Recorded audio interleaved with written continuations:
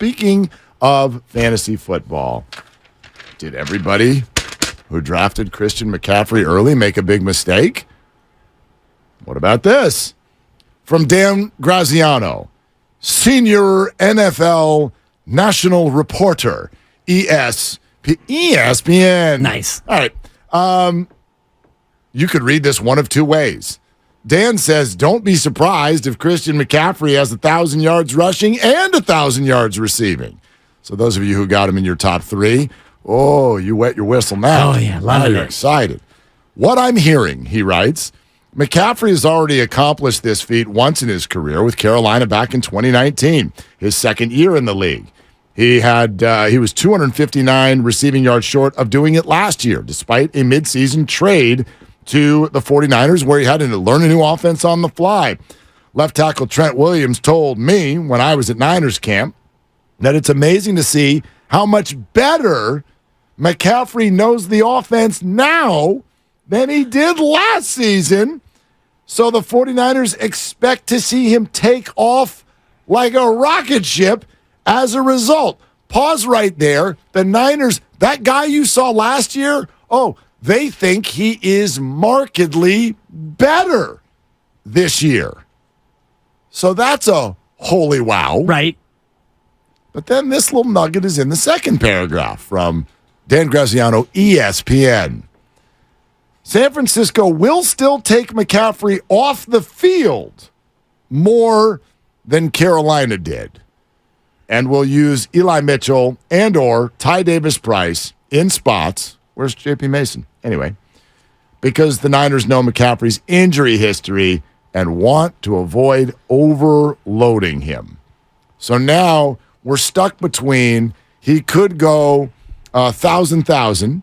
He's better than what he was last year.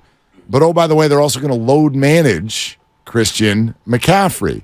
So from a fantasy angle, from a 49ers angle, what are your thoughts on that? Well, twofold. One, I do think that they will load manage him in terms of total snaps, but I also think that when he's on the field, if they do load manage him in terms of snaps, I do think that he's going to get the ball when he's on the field. So maybe that's a tell for defenses in terms of, when he's out there. But if you look last year at his snap counts with just the 49ers, he was above 63% every game. He never got above 89%, and that was in the Seattle game, and this is regular season. But for the most part, he was getting at least 2 of every 3 snaps on offense. So he's going to be able to play. He's going to play a lot, and he's going to get the ball. So I wouldn't worry too much if you're a McCaffrey owner about him having a decrease in productivity. No, but as a 49er fan, this is music to my ears. And maybe partially it's because I have not gotten McCaffrey in any of my drafts. I've not had a top 3 pick yet. Right. And I will not in the family draft on Labor Day either. I got pick 7 for those of you who care, which is none of you. 7 of 12? 7 of 12. Okay. Absolutely.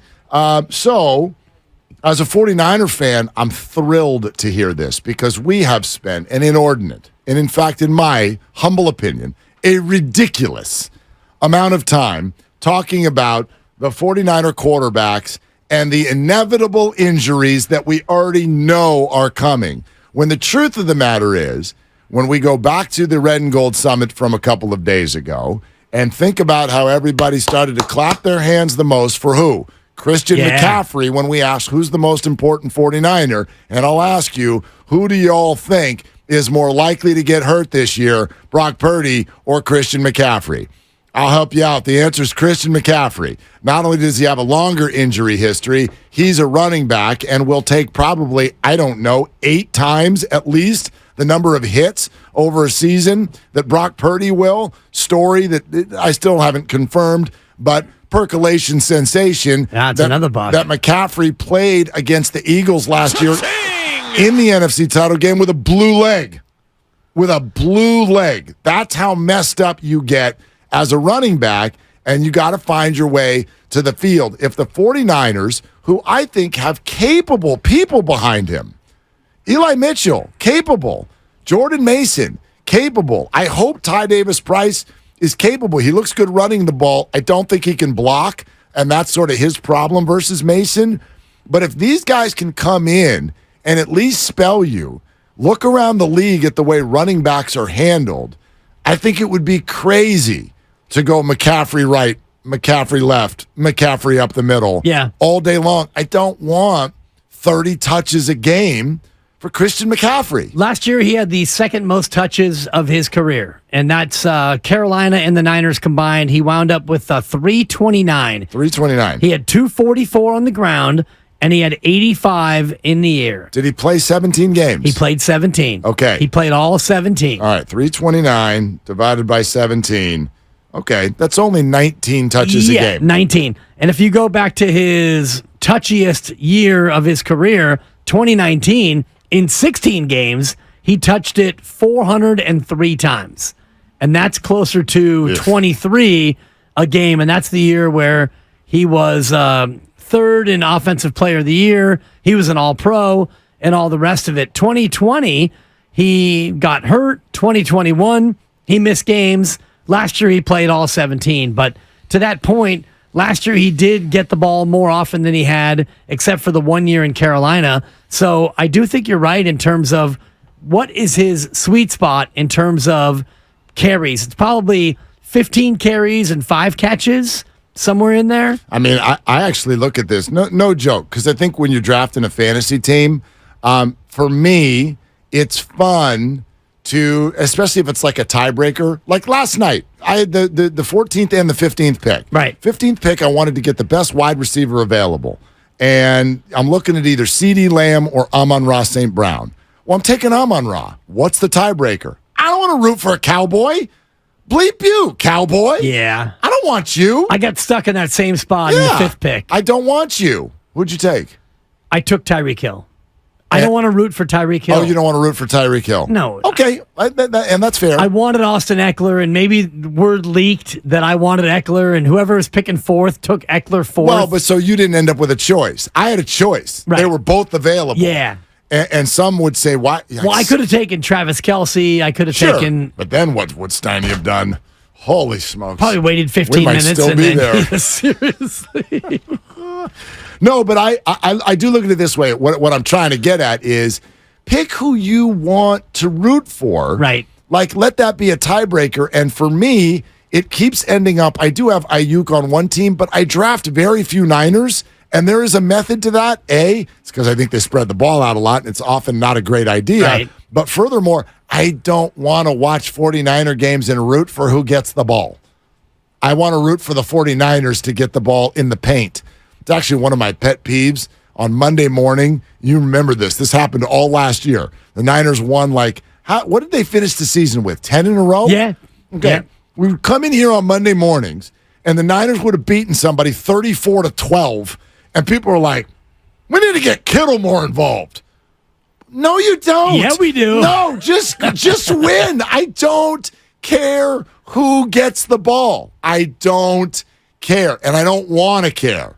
So it's actually part of why I end up not drafting 49ers, because I don't want Debo to get a touchdown, and I'm punching a wall because Brandon wasn't the one who caught it that time. That's one of my pet peeves. About watching the 49ers. I want everybody to be on a completely even playing field. I do too, but this year I do have a rooting interest in George Kittle because I was in a spot where, I think that might have been coming back in round 2 or going the other way in round 3, whatever it was, and it's like, George Kittle's there. I should take Kittle. Sure. I need Kittle. I need a tight end. Let's go with George Kittle, but I'm glad I don't have McCaffrey for the very reason that you just laid out about Dan Orlovsky. Yeah, he could go 1,000 and 1,000, and he did that back in 2019, but that was the year where he had 403 touches. I don't think that anybody here wants him to have 403 touches, and you get to the end of the year, and is McCaffrey going to be a shell of himself because he's been so used? They have enough weapons to where, and you mentioned the running backs and Eli Mitchell and the other guys who can carry the ball and do maybe not fully what Christian does, but Debo can carry it, and when it comes time to throw it, you can throw it to Brandon or Jawan or Debo or McCaffrey or George. You've got options in both ways. Well, I think this is another reason to support what you're saying right now, and people forget. What is the magic number for when things fall off as a running back? age 30. Yeah. Right? Sometimes even a little bit before that.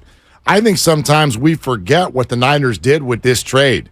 Christian McCaffrey is 27 years old. And you know what the Niners are activated to have him do? Still be good next year. Yeah. And still be good the year after that. He's got 3 more guaranteed years on that deal. And after that, let's be honest, then he's a 30-year-old running back. And you already know what the NFL does with the 30-year-old running back. They're like, thanks, we're moving on. Hell, the Colts did it with a 24-year-old running back. And you watched all over the league what's going on. The Barkleys and Jacobs of the world, even though they settled and got into camp, always for 1 year.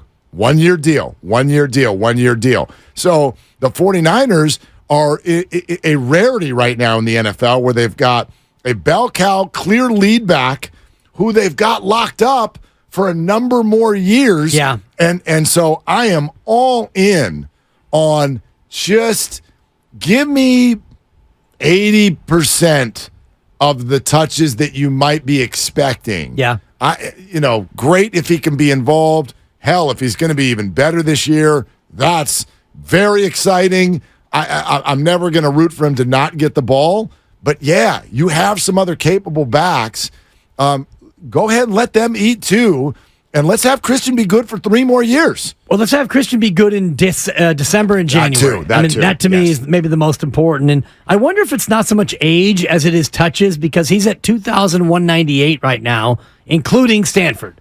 So I take D1, oh, wow. D1 and heading north. And if you look at his Stanford touches in terms of what they did, he carried the ball 337 times as a sophomore and then 253 as a junior. He had 632 carries of high leverage, high level football, and then you add that into what he's done in the NFL. So, yeah, he's 26 and coming up on being 27. It'll be his 27-year-old year this year. I wonder if it's not so much age as it is the tread off the tires. Of course it is, because there is no. Now, I actually would argue that McCaffrey is the type of player that maybe does last beyond his 30th birthday. He is a little bit different. He's definitely tough. His pass catching ability. Fit. I mean, yeah, his the word on the way he handles the diet and all that stuff. I think Christian is going to get everything out of the orange. He will get absolutely everything out of the orange. But, of course, it's what you just said. There's no, right? The body does not know, I'm not supposed to go down until I'm 30. Right, or the body does not care that, I carry the ball more than somebody else.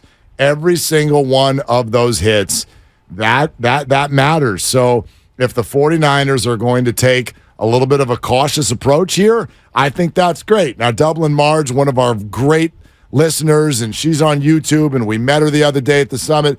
She was just asking from the fantasy perspective. She said, okay, if you don't want Niners on your team, then who would you take at number 3 in your fantasy draft? Don't get it twisted. I would take Christian McCaffrey. I don't even know if he'd still be there at number 3. If I had a shot outside, everyone's taking Jefferson number 1 overall. But if I had a shot at McCaffrey, I'm not saying I would hesitate one bit. All I'm saying is I'm sort of the opposite of what many Niner fans do. In our drafts filled with Niner fans, the Niners go usually a little earlier than they should. I do it the opposite. I got no problem with them being on the team, but I'm not reaching for Niners because I'd rather them just stay that. Just be a Niner. Don't be on my fantasy team. Right. That way you can root for them all evenly. All of them. Yeah, absolutely. Brock, do me a favor. Throw the ball to George in the red zone. Okay, there's that too. Yeah, all right. Come on. Just redo Seattle last year 5 more times. That'd be wonderful.